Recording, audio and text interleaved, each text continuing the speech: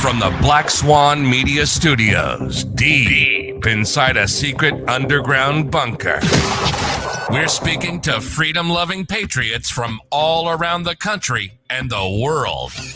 Welcome to the Resistance. This is John Crump, live. And we are live on another Monday, kicking off a fun-filled week with all sorts of topics, fun, and everything else. My name is John Crump, and I'm an investigative journalist. We have some big news. Starting on March 3rd, we'll be broadcasting live to Rumble and not YouTube.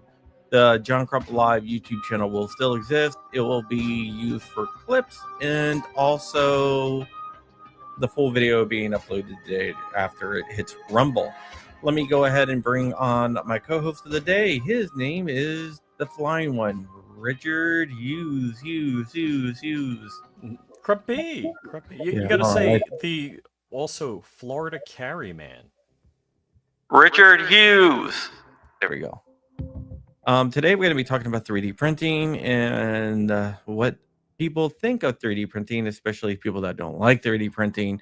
We are going to be joined by Nopel. Nopel is very well known for his 3D printed Gatling gun, which is very, very cool, which probably freaks out a lot of people that are anti-gun to see that you can do a Gatling gun on a 3D printer, although it takes a lot of work to do a Gatling gun on a 3D printer.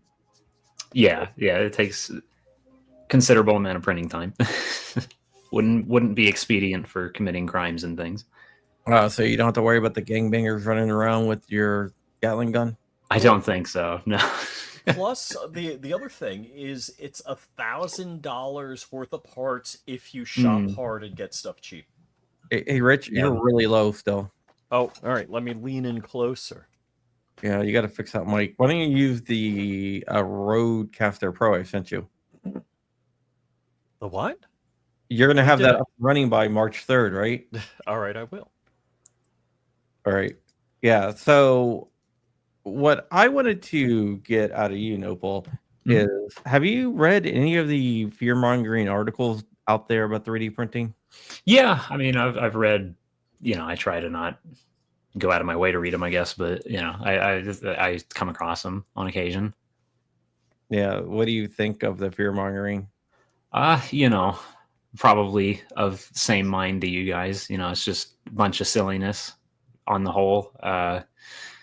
It seems to be the same, like, how would I say it? Kind of seems to be the same type of thing. Like, I've talked to some friends that I know, like, in real life that are very, they don't know anything much about the gun space as a whole, let alone 3D printed guns and all that stuff. And I hear the same sort of things from them as, like, what gets ultimately parroted in these articles of like about the Gatling gun, actually. Like, he's when I was talking to him about this, like, couple weeks ago, he even asked me, he's like, oh, aren't you concerned that you might, like, see on the news one day that someone's, like, used your Gatling gun for something? And it's like, no, not really. I don't know. It's not exactly too light. Yeah. It's not a concealable weapon. Yeah. Yeah, it's big and heavy.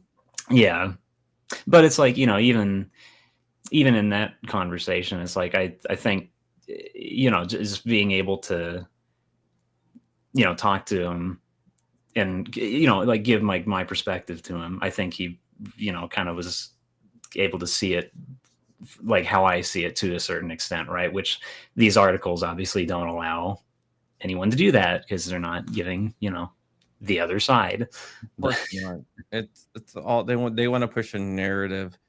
What I think is funny is that people think you can just buy a 3D printer and print the whole entire firearm without doing anything. You print it, and an hour later you have a gun that you can just, like, load up and fire. Right. Yeah. Yeah, and I've been, like, the moment I got home from SHOT Show, I started building a hitchhiker because I got a chance to shoot one and it was super fun. And that's, just a little single shot 22, and it's been printing for the last 3 days. So Is your Gatling gun restricted to 16-inch or longer barrels? So I don't think so. I don't think it is either. I don't. Great. Yeah, I can't say that is legal advice, I guess, but I don't believe so because it's not shoulderable. I don't. Now, to be fair, I don't know if like bracing it against your hip as you can do with the new updates, if that is like, I guess someone could argue that that's like in the same vein as shouldering it. I wouldn't say that that fits the legal definition of shouldering something. So it's still probably considered like, I guess not a pistol per se, but in like the sort of other category. So I'm pretty sure like barrels shorter than 16 inches are okay. I don't know how that fleshes out in terms of like overall length requirements, because I think shorter than 10.5-inch barrels, it becomes then shorter than the 26-inch overall length. And I don't really know. I just don't actually have any idea if that matters or not. It would make it a well, let's see. You can say it it still would be because it's a pistol. Right. That's kind of what I'm thinking. Yeah. It still would be okay. Rich, it looks like you got the video of it queued up. Yes. Can you go ahead and bring it up? For sure. What? For you, So for this anyone is out there that don't know, this is the 3D printed Gatling gun.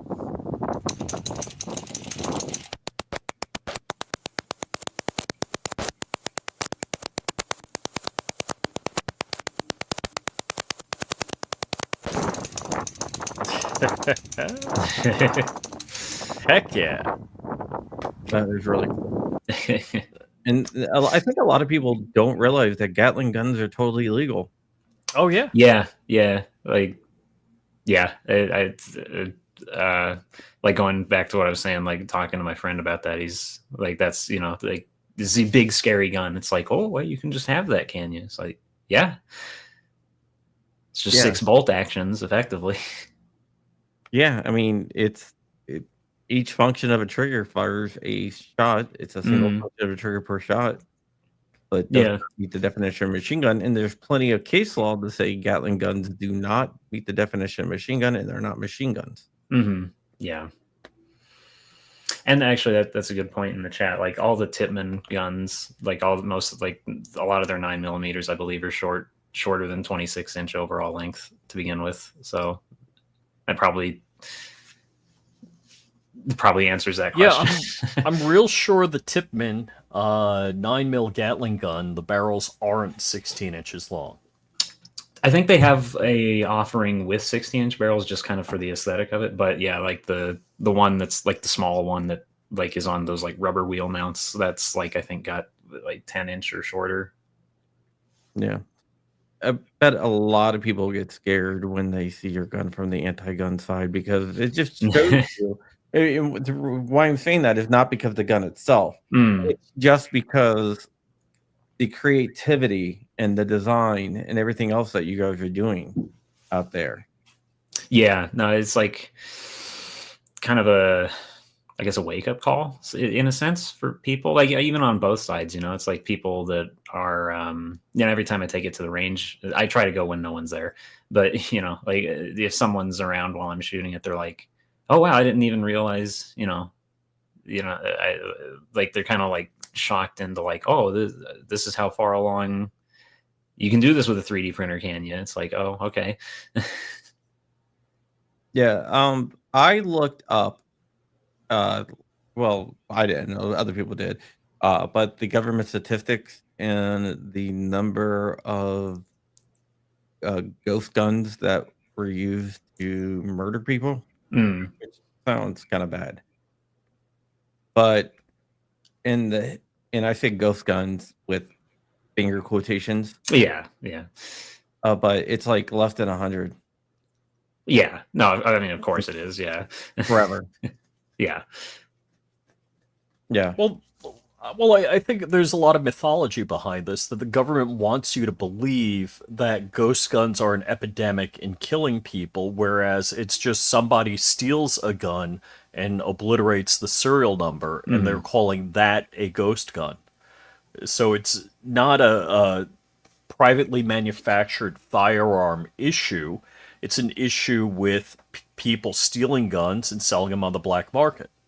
Yeah. It's definitely an issue with that, but they don't want to separate the statistics out because if you did, it would destroy their narrative. Well, I think the bigger threat is that, hey, I can build whatever the heck I want at home, and you don't know about it. Mhm. I can build a Gatling gun. I can build an AR-15. I can build fill in the blank at home. And that was done long before there was a country. People have been building guns at home. Yeah. And I think that's like, that's seems to be the biggest misunderstanding that I think the general, kind of day-to-day people that I talk to with, like, outside of the, sort of gun knowing sphere, is like people have this, I don't know if it's like from Hollywood. I mean, maybe it is a bit, or it's just like, decades of the narrative being pushed, settling into people's psyche. But it's like people think that guns are traceable, that this magic number on the side just means that you can tie it to somebody. And so when it's like people like don't have the base understanding of how that even works on the back end, or let alone the fact that, like, it's never been illegal to build your own guns. No, it's never been illegal to build your own guns, and if you build your own guns, you don't have to have a serial number, and that Right. is something that a lot of people don't realize. I do know and have read about people being arrested for having guns with no serial numbers, even though they're totally legal to own. Yeah. You're not allowed to obliterate a serial number, but if the gun never had a serial number, you don't need a serial number. Hmm. And they try to conflate the two, and there's a lot of confusion around that, but I think that's intentional. Yeah. Yeah. Like yeah, it's by design to, like, keep the narrative rolling. Yeah, they do all this narrative stuff to try to demonize the 3D printed community. And at SHOT Show, I ate lunch with a bunch of the 3D printers. Mm. And what's really funny is if you listen to the government, it's like these guys are underground criminals printing this stuff in their apartments. But then if you eat lunch with them, you're like, yeah, that narrative is totally Yeah. wrong. I'm not really sure Hoffman Tactical and 3D Arms. Not really sure that they're the gang-banging underground arms dealer merchants of death that Right. the ATF is trying to portray them as. The Victor Yeah. bot. Yeah, exactly. And I think that they want to put out that narrative. So the more that people get out there and actually learn about 3D printing, the more their narrative is going to crumble. Mm. Yeah. It's just a matter of, like, getting light shined on it. Yeah, but then you have people like that guy Snake from the Channel 4 over in the UK that came over here and did the story. How he was horrified, and he went back and tried to push regulations and got a bill through, which was actually introduced before he Yeah. even came over to the United States to look at it. So I have no idea what the hell he's talking about. But it's just really sad what they try to do. But you can't stop the signal. That's one good thing. They cannot stop it. They cannot shut it down. No. They're a little too late. Yeah, the genie's out of the bottle. Yeah. So that is one thing. Live Life says, didn't the felon in the Fifth Circuit get off on an obliterated serial number? That was a guy in West Virginia that I think you're thinking about, who had an obliterated serial number, and they ruled that that is not consistent with the text, tradition, and history of the Second Amendment. Mm-hmm. Yeah, the Rich is working on a Gatling gun, that one of your designs, right? Yep. Mhm. Yeah, so I've got all the parts. I've got everything from the version 1 printed, and Nopel's got some updates, so I'm waiting to get the updates once he publishes them and print them out. Yeah, I'm going to try to get the updates pushed out for it in the next week or so. I just got to put together, the documentation to explain the changes. The docs has got to be the hard part. I mean, look, you first off, I think you got to be off the scale brilliant to be able to do something like this. That's way the heck up there, brain wise. And then I would disagree. No, you guys are like the new John Brownings. Oh yeah, yeah. I when I saw this, I was like, "Holy cow! I gotta print it. I don't care what it costs. I gotta build it because this is crazy." In the gun world, their technology and design and everything has been stagnant, Mm-hmm. like really, really stagnant. And the people that are pushing the boundaries are the 3D printers, which is what is needed. Yeah, and I think that was sort of the like in some ways that was I feel like sort of the thesis of the booth that we all had at SHOT Show was to try to make a show of saying like, hey, here's some innovations coming out of this corner of the gun world, and I feel like the objective there was like executed pretty successfully. Like it seems like it was a resounding good reaction and feedback. Yeah, you got a lot of big name YouTubers coming by your booth and doing interviews with you guys, so I was real excited about that. Yeah, no, everyone had like really cool shit to offer. I mean, like, in a lot of ways, I think my stuff was there as like just sort of eye candy. So it's like to help draw people in. But like everyone else at the booth had like super cool stuff to offer. And it was like awesome that like everyone else was getting like the attention that they deserved from like when Ian came over and looked at the Nambu and and everything like that. Yeah, one of the things that amazes me about the 3D printing community is that most of the people that's in the 3D the gun cat space are self-taught. Mm-hmm. Like, yeah, you have a dentist, for God's sake, which is yeah. No, it is. It does end up being like an eclectic mix of people, I guess, because it's just people that want to do it. It's from all different walks of life. It's just shared common interest. It really is. One of the designs that's really, really famous that's helping freedom fighters is the FCG-9. It's being used a lot in like Myanmar, which used to be Burma, by the rebels over there fighting the junta, which is you don't know, Myanmar used to be like Burma, but a military coup happened, and the military basically runs the country, and they control everything. It's a it's like a hermit kingdom, basically. Yeah. And those guys are using 3D printed technology to fight for their freedom, which I think is the point of the Second Amendment, is to throw off the chains of a tyrannical government. For sure, yeah. So, Nopel, how long of a belt of ammo have you gotten through the gun successfully? So that video that you played was the longest that I'd done. That was 80 rounds, if I counted right. And I would go for longer, but I've only ever like gone out with like 100 rounds in a given day. Like I haven't really like made a huge ammo purchase for testing it yet. Although now that I know it's like working better, could go for that. Let me ask you a question. How much of it cost to build one? So about 1,000. I feel like maybe it's a little less because like the biggest part of the cost was the main bearing that goes around the barrel cluster. But now, since those are, because I didn't know this until after like I had made the build guide for it for the version 1, but someone had pointed out that under a different type of not SKU, but whatever the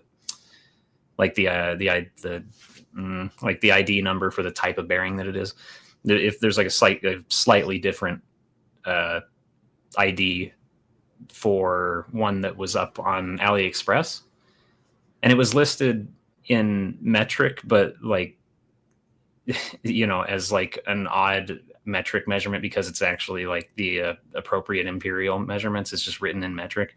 So I never would have found it otherwise. I don't know how this guy actually did find it, but Oh wow. but yeah, it's up on AliExpress for $50 instead of the $300 that I paid for it on Amazon.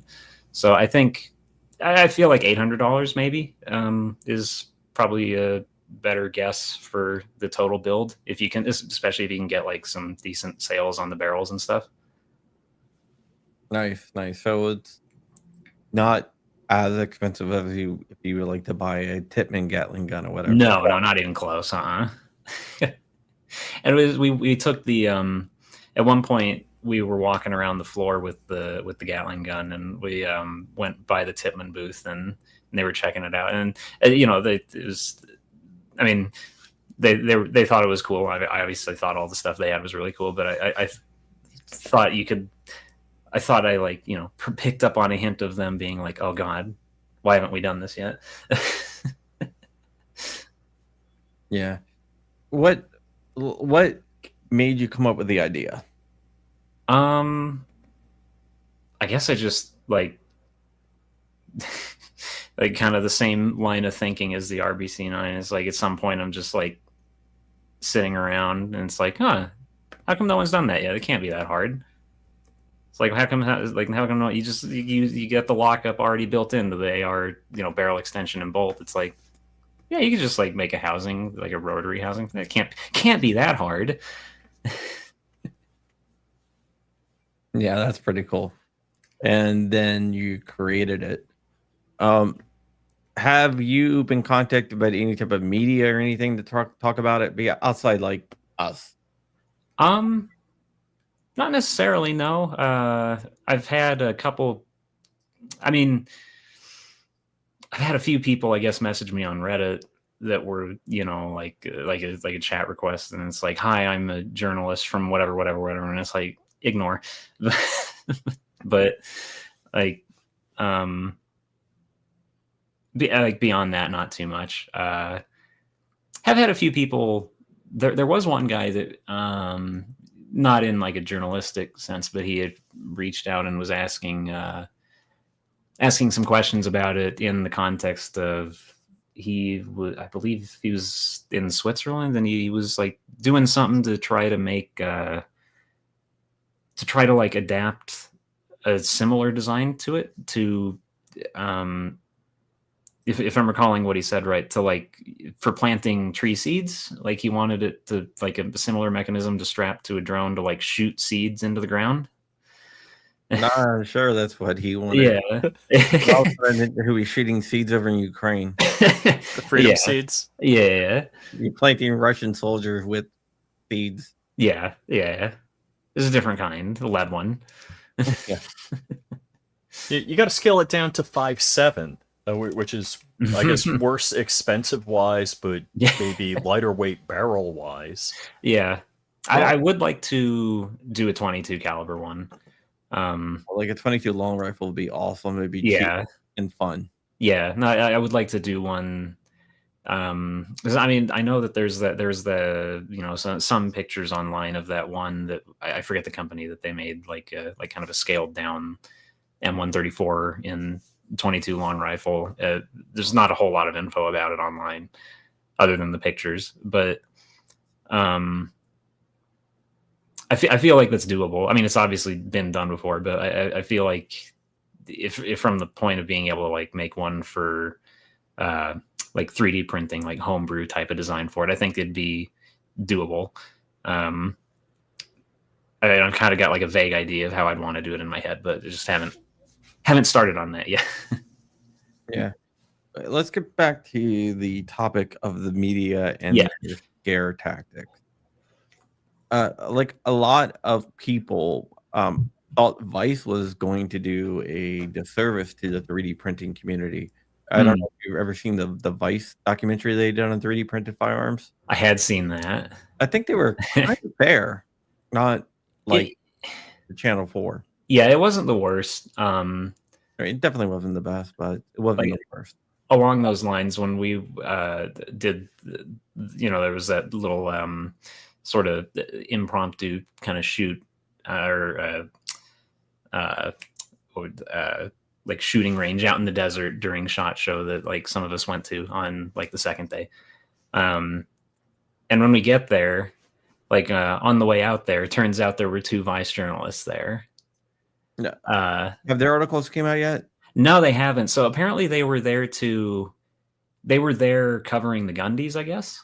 And while they were there like doing their thing with the Gundys, they ran into PSR and he invited them out to like come see, the little get together shoot that was going on the next day. So they were floating around there while that was happening. That was Dianaxis. Yeah. Mm-hmm. Yeah. So they were out there. What was your feeling about how they're going to betray it? I mean, I don't know. I got the sense that they were enjoying themselves. I mean, I didn't really interact with them a ton, but I got the sense that they were, having a good time. Maybe they were feeling. It seemed like maybe they were feeling a little. I think everyone was feeling a little on edge after it was, known that they were there, and I think maybe they kind of like could pick up on that a bit too. But like, in general, everyone had fun. Like they shot stuff. One of the 2 of them shot Hoffman's 50, his Barrett. Like I'd seen video of that anyway. Yeah, I don't know. I mean, everyone had a good time, so I'm hoping that they at least represented as everyone had a good time. Like there wasn't anything nefarious happening. No, Yeah. they're not going to spin at crazy people in the desert shooting unserialized weapons. I guess that's what remains to be seen is whether they try and do that or not. Hopefully not. Yeah, I'm sure something will come out. There were some comments that I think that they might take that was said jokingly that I think they might take out of context. Yeah. But we'll see. That's why whenever you deal with the media, you got to be very careful what you say because they will take anything that you say out of context. Yeah. Yeah, they'll be your friend. The Fluffy Bunny Arsenal says they'll be your friend until the editor gets a hold of it. Well, a lot of the times the narrative isn't spun by the actual reporter. It's actually spun by the editor and how they edit it. Mm-hmm. Yeah. But we'll see. The last time that they did it at the Makers match, like a few years ago, that was actually, I think, was pretty fair. But that's the one with Rob Pincus. Yeah. And I mean, I guess not that I've been, but I've like seen, social media and stuff of it. But like, I mean, the Makers match, I guess, seems like more like proper and organized and everything. Definitely. It's a lot more organized. Yeah. Like any community, the 3D printed community, they have all sorts of characters, all sorts of groups with different views and everything else. Mm. It's not a monolithic type of community. Yeah. No, especially it's like, I mean, I've heard it mentioned from a bunch of different people, but it's completely true. It's like the homemade 3D printed gun space is just is extremely diverse, wide range of viewpoints, wide range of thinking. It's great. Yeah, you have like the far right wing people, then you have the far left wing people, and they're all united by 3D printing. Yeah, everyone gets along. Yeah, for the most part. I guess there's a little bit of drama, but I was about to say I ignore it. It might be a slight exaggeration there. But everyone has the same goal. Yeah. And that's to make 3D printing accessible to the masses. Yeah. At the end of the day, that's like, that's the goal. Yeah, let me ask you something. Are you into 3D printing for the technology? Or are you into 3D printing for what it stands for, or a little bit of both? That's a good question. I guess I mean, a little bit of both. I suppose when I started out, it wasn't really anything sort of high-minded or anything. I just wanted some parts for guns that were like unobtainable, and I just like reproduction things that like there'd be no other way to get them. And then from there, like, you know, falling down the iceberg of what to do with it. Yeah, I feel that the 3D printing community is a little bit libertarian leaning. Yeah. And I do think that, like, no matter where people land on the political spectrum, it seems like in the 3D printing community that they land on the individual liberty facet of things. Yeah, for sure. Yeah, that's something that I get a feeling about. But yeah, there is some drama in the 3D printed community, though. I won't lie and say that there's not. Yeah, Not all sunshine and roses, but you know, it's from my perspective, it's an entertainment, at least, to read on Twitter. I mean, I know that like if you dig deep enough into it, there is like some bits of serious things going on, but I'm not involved with it. that's probably the best thing to do, is just stay not involved. Yeah. Given that in the end of the day, we all have a common enemy, and it's not each other. Exactly. People that want to take away our rights and to restrict our rights. And they are definitely coming after 3D printing. Even like the former president, the former resident of the Oval Office didn't like 3D printing 3D printed firearms, even though he probably have no idea what that is. No, it's low hanging fruit, and it's, you know, it's been in TVs and movies and stuff like as of the last year or two. I feel like I can think of like a couple shows that I've watched where it's, you know, like you know, some guys got like they like show like a 3D printer whirring in the back of like someone's lair. Like you start seeing that more and more, like in like people's like what you call them, they're like hideouts and things, like in show like I think like in the Jcl there was like several scenes where like in their like hideouts and shit there was printers in the background. Well, when you think about it, computers are kind of boring. All the computers in TV and movies have blinky lights on them, and they're not even computers. They're just we're supposed to look and see, you know, blinky lights and go, oh, that must be a computer. But a 3D printer actually moves and does something, so it's interesting to look at. Yeah. It's like becoming like a recognizable shape. Yeah. Can the Gatling gun run AR-15 mags? Can it be set up to run AR-15 mags? I'm not sure, because so as of right now, no. But I was thinking about this like a couple weeks ago, like if it would be possible to, because I think the reason that the Tippmans get away with having like the Glock mag fed is because the length of the round is so short that it's like out of the magazine in the time that the bolt is like arcing past that point where it feeds from. But so I think if to feed from like an AR-15 magazine for the for my design, I think it could work, but I suspect like the mag would have to be sort of angled like in the direction that the barrels are spinning, you know, so that it kind of like strips it out in an arcing motion like that. So maybe this just kind of like picturing it in my head, but like I think that could be done to like just pop the delinker off and have like a magazine attachment like that. Yeah, what do you think about I don't know what you print on, but about I'm pretty sure you heard all the hubbub about the Bamboo Lab updated. Yeah, I've got a Bamboo an X1. Yeah, that's what I have too. What do you think of the whole entire firmware thing? The firmware things, you know, like limited to the cloud printing. Yeah, I personally, I don't really care about it, and maybe that's just me being naive. If I hadn't read about everything going on with it, I wouldn't have even known anything happened, because actually so far it hasn't even prompted me for a firmware update. I don't know I might have like unchecked the automatic updates a while back and forgot. But like, if I hadn't heard anything about that going on, I actually wouldn't even know about it. So,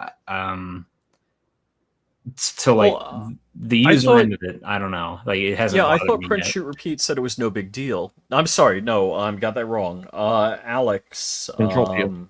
Control Pew said it was no big deal. And so this was happening while we were at SHOT Show, so it was tough keeping up with it. I haven't updated just because, everything worked fine for me. I don't know what the update was going to fix, but I knew it was going to take away some features, so I just didn't update. Right. Yeah. And there was a while there that I was running mine on the LAN only mode. But this may not be the best decision, but it was like, it was nice having the functionality to be able to check the thing on my phone, which you weren't able to do on the LAN mode. So that's how they get you. Yeah. Eventually I was just like, all right, whatever. Like I kind of need this sometimes. So like flipped it back. Well, let me ask you another thing. The ATF is asking 3D print making companies to work with them. Does that make you nervous at all to stop the printing of firearms?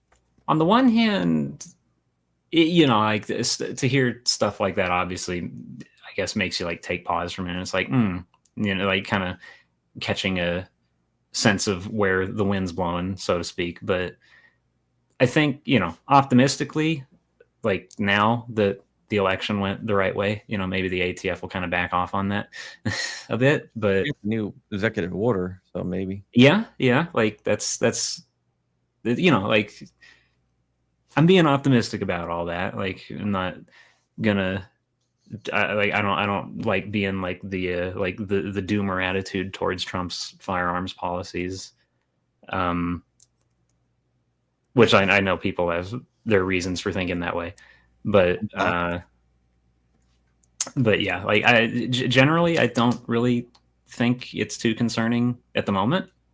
What I am concerned about more than that is state level legislation. I think that's where we're going to run into some issues because some state level legislation is coming through and some of it's like absolutely ridiculous. Like in New York, they wanted background checks on 3D printers. Yeah. And like, I mean, I guess I'm no lawyer, but I would suspect that there's no way they could actually do that. But like, maybe I wouldn't put it past them. Yeah. It's not going to stop them from trying. Dexter Taylor was arrested in New York for 3D printing firearms. Yeah. No, like you're right. Like the state level things are the more concerning one, which, like my, I won't like out myself of where I live, but I will say the,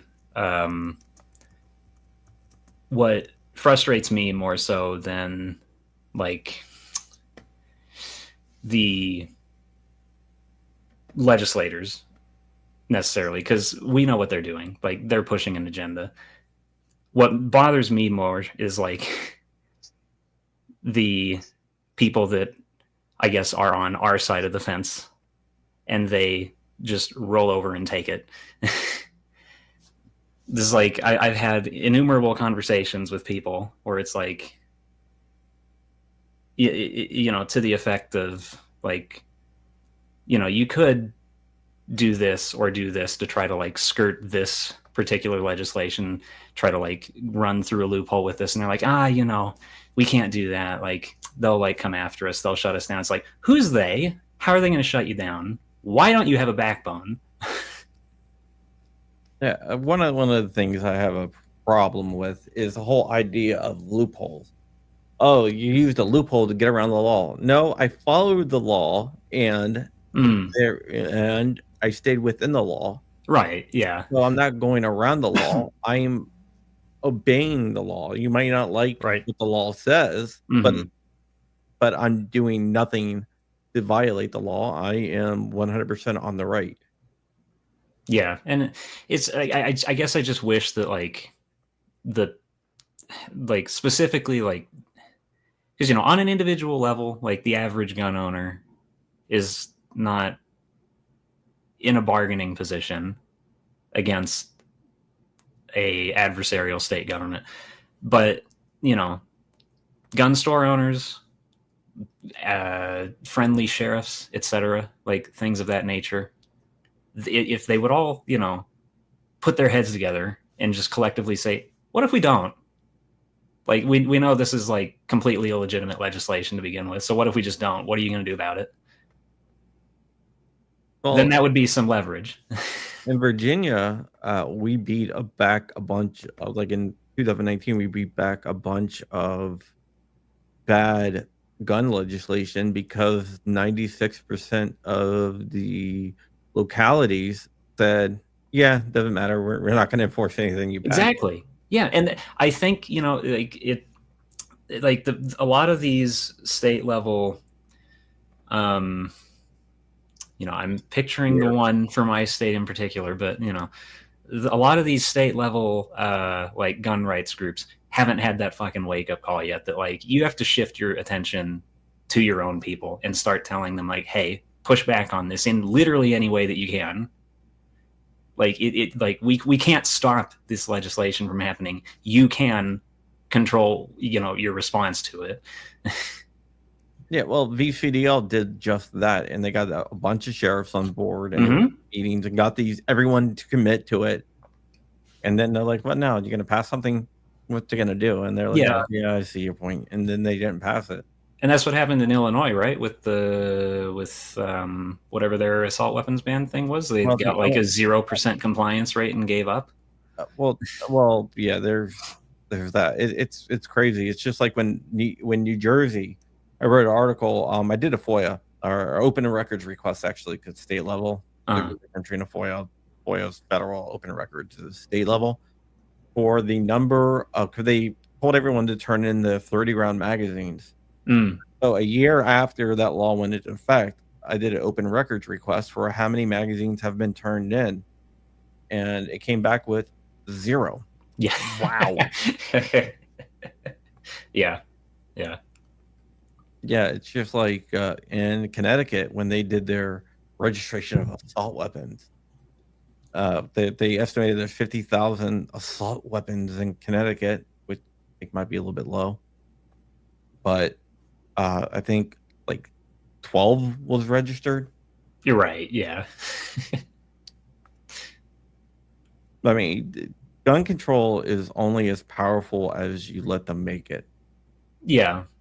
And it, you know, at least, you know, again, this could just be me being naive about the subject, but it's like, I keep like coming back to it because it's like the common response that I hear from so many people that like own gun stores or like work in them.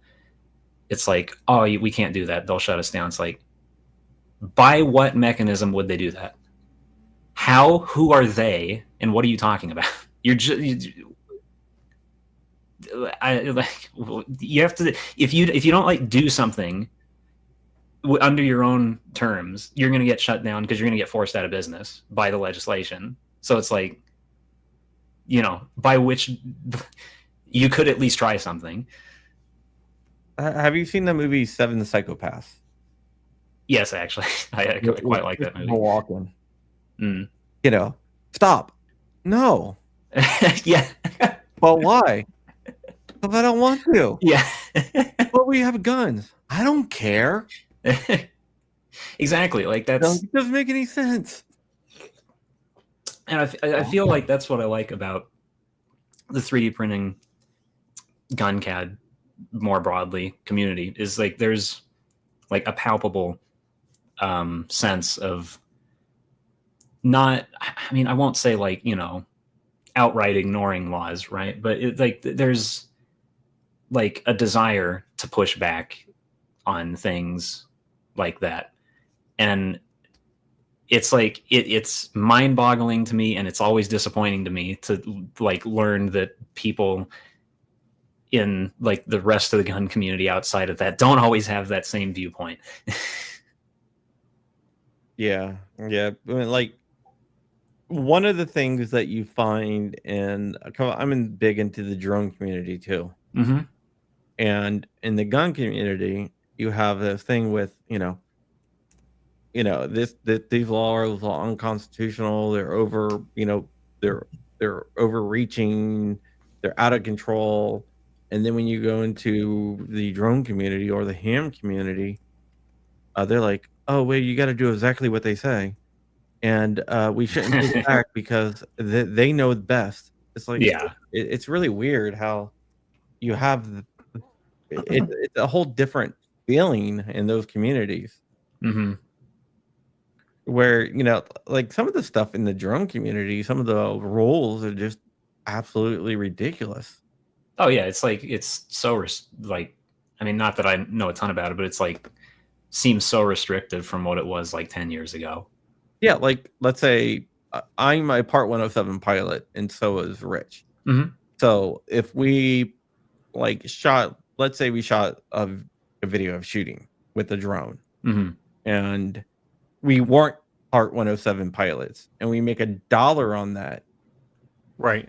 we would be the ATF will come not ATF, sorry. The FAA will come after you for that, Really? even if it's like $1. I mean, and they don't play around. They will come after you for if like even if you make less than $1, if your video is monetized and they find out that you shot the video yourself with a drone, Right. then they Huh. will come after you. No matter if you only made like a penny, they will still come after you. Yeah, so technically if you're only flying for recreational purposes and maybe you have a YouTube channel that's not monetized, that's okay. Mhm. But if you have a monetized YouTube channel, or like if you're a real estate agent, you're trying to show a house, well, that you have to have a license for, which I'm not in favor of gatekeepers of any kind. I think that's kind of ridiculous. For me to get my drone license wasn't a big deal. Crump had to like memorize the book, but that's Crump. Mm. So it's a little bit of a barrier. What were the financial costs for you, John? I think it was like 175 for the test Oh, okay. and like $20 for the book. But I not everyone can memorize a book overnight. So some people would have to pay a little bit more to get like study guides and stuff. I just memorized everything in the book and when I took the test. And for me, because I was already an instrument rated pilot, I just had to take the test. That was Interesting. So Part 107, like what's that actually like defined as? it. Part So one that's is the part of the aviation code that deals with drones. Okay. Like part somebody said in there, Part 103 is ultralight and paramotors. Part 107 is drone, and there are other parts too. Interesting. But like in those communities, that's one of the things I like about the gun community. And when I'm like interacting with people from the other communities, I'm like, man, you guys are bootlickers. And I don't really like to use the word bootlicker, but There's people that it aptly applies to. and I'm like, what is the point of this law? Well, there got to be a point, or they wouldn't pass it. Like, well, really? it's funny. I think there's I think drones and like you say, ham. There's a lot of people that want to comply with the rules, the regulations. I think the community values, like people are doing no code ham licenses, meaning you don't have to know Morse code, and they're the haves and the have-nots, and it's like, well, when I did it, I had to walk to school both ways uphill in the snow barefoot, and they make it like, well, you got a no-code license, so you're a lesser than I, and I think there's a lot of that in a community. Even in aviation, they always talk about the FAA, how they'll get you for this, they'll get you for that. Realistically, yeah, not so much. Yeah. Yeah. But one of the things, the reason why I was bringing it up, Unlike the ATF. the reason I was bringing it up is in the 3D printing community, it seems like majority of people in the 3D printing community want to bring people in. There's not as many gatekeepers. Yeah, for sure. No, it's like it's a very it is just like a very overall positive community of people. Like and like you were saying at SHOT Show, like every single person I met was just like a wonderful person. Like it couldn't have been nicer, more like it couldn't have been more friendly, like easy to get along with. Yeah, but people want to share information, and there's a lot of open source stuff out there, and people, put their stuff out there, and anyone can print it or remix it or whatnot. Hmm. But you don't see that in other communities. No, and maybe that's a function, at least in the ham radio sense. Maybe that's a function of how long that stuff's been around. Like, if we fast forward 20 years, if GunCAD would have an era of that, who knows? But it's like, oh, back in my day, I had to actually like screw with my printer to get a good print. I couldn't just. Although I would argue like Bamboo Labs is actually like pretty plug and play at this point. Yeah, dude, and I feel that way. I feel that way between the Ender 3, the ANET A8, the amount of effort I went into tuning, modifying, with Octoprint and Spaghetti Detective and all of that stuff. I mean, it's a great learning thing, but then when I go to do something on the Bamboo, I'm like, I didn't build it. I don't know how it works. How do I fix that, or how do I troubleshoot that? So that's my biggest beef with the Bamboo is that it's closed source. I wish it was open source like virtually every other printer. Yeah, but yeah, I think my friend rep wraps, that was a challenge to build. Even the maker bots used to be a really big challenge. This is, I'm not like overly familiar with like RepRap as a whole. Is that a Voron type of? Oh no, yeah, that's no, way no. before. That's OG Okay. 3D printer stuff. Okay. Yeah, the RepRap community, you had to buy parts, and they weren't 3D printing parts; they were just parts. Uh-huh. And then you would have to find someone else with a 3D printer to print some parts that you needed.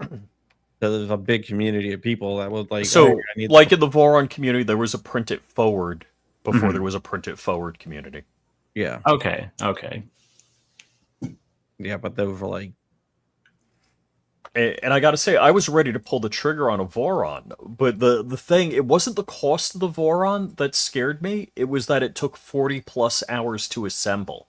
I'm like, all right, the likelihood of me completing something that, I'm going to do once in my life, probably, and it taking 40 plus hours, I'm like, yeah, I don't know. And then I guess I held off long enough, and then the Bamboo came out. I'm like, whoa, this is the crack. This is the Apple of 3D printing. Yeah, I kind of was in that same boat. Like my CR10 had caught fire effectively and melted the bed wires, and so I was in need of a new printer. And I was looking around. It's like this was before the X1 was available, and by a few months. And I was like looking around. I was looking at Voron build kits, and I was like, oh man, like this just doesn't feel like it. Like. And then like you said, like it just was the right time. It's like X1 comes out, it's like there it is. That's what I need. yeah. When I remember, like when Monoprice released their 3D printer, my old 3D printer broke that I had to build, and I thought about a Monoprice because you only had to put together a few parts. Mm-hmm. Yeah, it like. It's just crazy, like the leaps and bounds in 3D printer technology in the last like 4 years. Yeah, and it's not slowing down. It's getting better and better and better. No, it seems like, and one thing, so God bless Bamboo for raising the bar, because now everybody is competing. Yeah, and Night Strike here, he's talking about his K1 printer. Didn't Creality come out with a new Core XY printer? they've got their K2, K2, yeah, with like the like a AMS clone type of unit as well. Yeah, the K1 didn't even have a waste chute, did it? I can't remember. I don't think it did. Could be wrong there. It might not have. I only saw a K1 once. I know the K2 does. Yeah, yeah, it must because it's got like the color changing and everything. Much, I mean, it's effectively a Bamboo Labs clone, but it's bigger. It's got a heated chamber, I believe. Like 300 by 300 by Yeah, 50 or something. yeah. Like the only thing stopping me getting a second Bamboo Labs is that I want something with a bigger build plate, and they keep saying like, "Oh, it's coming soon," Well, like the H2D or whatever that got leaked. yeah. It's like they keep saying like, "Oh, our next flagship's coming soon." It's coming soon. It's coming soon. It's like, okay, well, it better be coming soon, or else I'm gonna go get a K2. That was leaked like 2 years ago, right? The H2D leaks came for like a couple months ago, I think. Oh, didn't they release like there wasn't there a leak of something like an X1 X1 CL? There was the X1. There was they had I believe they had filed patent names for like the X1L when they filed for the same or maybe it was trade or copyrights. I can't quite remember, but like at the same time that they filed the legal stuff for the A1, the A1 Mini, there was like other things for like the X1E. There was an X1L, and that never materialized. And presumably that's kind of probably what's grown into the H2D. Although they haven't actually officially acknowledged that, but you know, the leaks looked proper enough, I think, that it's like it probably is a real thing they've got. They just haven't been open about it yet. They're probably waiting until the fall. Yeah, yeah. And I mean, like I don't know if you've like looked at what the leaks showed, but like hell yeah, I'd jump on that. Like it looks like it's an IDEX machine, effectively, like a twin nozzle. Like that would be like massively helpful. Yeah, it definitely would. It definitely would. I think it would be really, really helpful, and I think it would help grow the community a little bit more. Mm-hmm. Because we need everyone out there to be printing guns. Exactly. Gotta get those numbers up. It's never a better time to start. Like the more people that print guns, the less they're going to be able to try to regulate it in the future. Yeah. And I think of it this way. Do you remember, in not you, Nopel, because you're not young, not old enough, but Crumpy and I, back in the day when you went to a concert, they wanted to make sure you weren't recording the concert. They would pat you down and make sure you didn't have a recording device. You know, now everybody has basically a 1990s television studio recording device in their pocket. They can broadcast the concert live, and nobody cares. Right. Yeah. And the revolution of that was you're not stopping everybody. If everybody's got a basically broadcast studio in their pocket, you can't stop them. You can't stop that signal anymore. And I think that's the same thing about 3D printing is we got to get to that point where it's like, yeah, nah, you're not stopping it. It's going to happen no matter what, period. Exactly. And you know, that's like I was saying before, that's the exact same attitude that I wish like the broader gun community would adopt in like response to local legislation that is never going to get enforced anyway. I wish they would all just like band together as like a block and say, no, do something about it. Like the enhanced trigger ban in Florida that has never been anyone's ever been prosecuted for. Exactly. Yeah. Right. And in a lot of these cases, the state has no resources to enforce it. They don't have time to allocate someone to say, hey, go take care of this. They don't have anyone who's available to do that.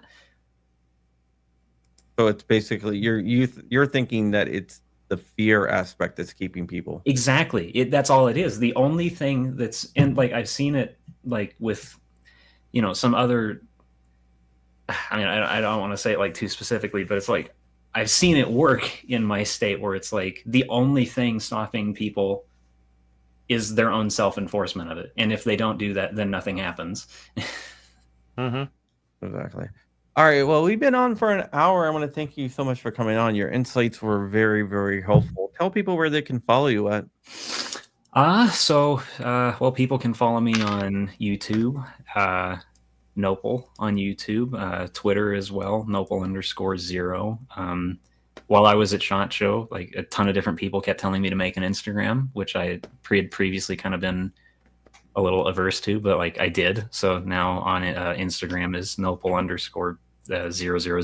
just because that was like the first one that was available and hadn't been taken already. But and Odyssey at Nopel. And I think that's about it. Oh, actually, also, if anyone's interested, there's some artwork, like pictures, mostly of the Gatling gun, up on Fine Art America, and it's kind of, in a sense, I guess it's sort of like a drop shipping thing, but like you can order like a poster or a canvas print, or however they do like metal prints and stuff of like the pictures that I've got up there, and yeah, I mean they're pretty nice. They're pretty nice quality prints, I think. And yeah, so those are up there for sale in various sizes if anyone would like to have one. And yeah, I think that's about everything. I do want to point out one more thing.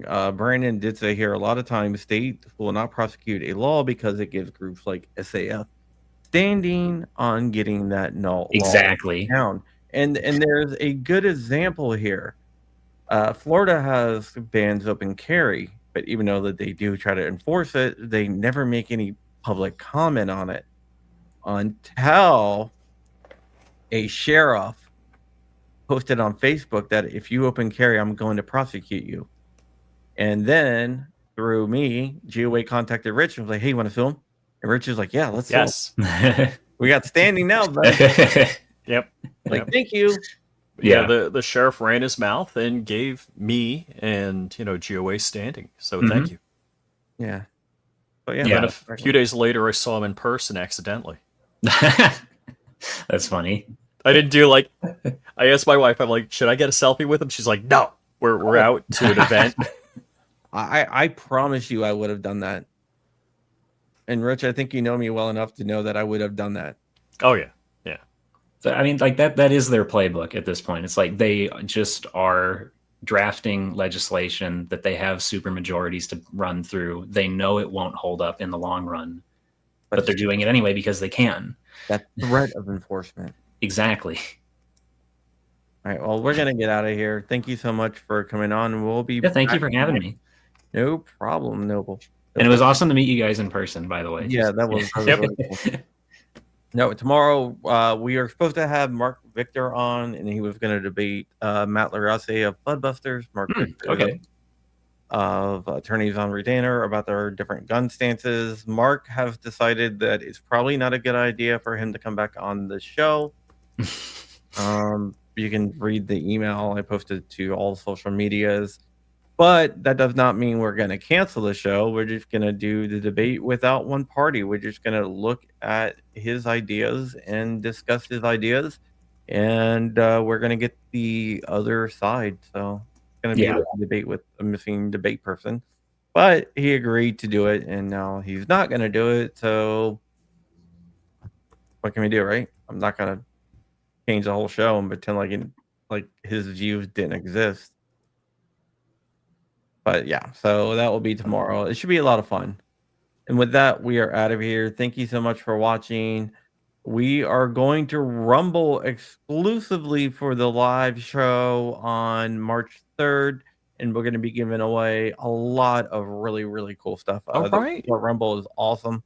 Cool. We're going to be giving away some pew-pews. I can't say what we're going to give away besides that because of YouTube.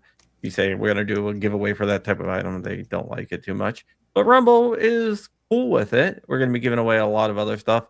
I ordered a bunch of books so I can sign and get out. And if you got anything through the Dark giveaway, he is supposed to be sending me over the list of people tonight. Free suppressor? Maybe. I don't know. I'll see what I can do on that one. But it should be really fun. The Pew Pew giveaway is going to be sponsored by Arms List. That's so cool. And there's going to be a lot more coming out. If anybody out there that is a company wants to throw something in for that show, it's going to be big because it's going to be featured on Rumble too. So that's going to be really And so, Crump, you're going to be on doing an AMA at 10 p.m. tonight, correct? an AMA at 10 p.m. I did the hey, if I raise this amount of money in super chats for the scouts, I will do an AMA, and we hit it. So there we go. And Tuesday, we're going to be doing across a bunch of our channels, so the Anderson Big Bore build contest. Yeah, Anderson's So- Big Board Build Contest will be going out everywhere, and we're going to pick a winner. And with that, we're going to get out of here. All right. And see you guys later.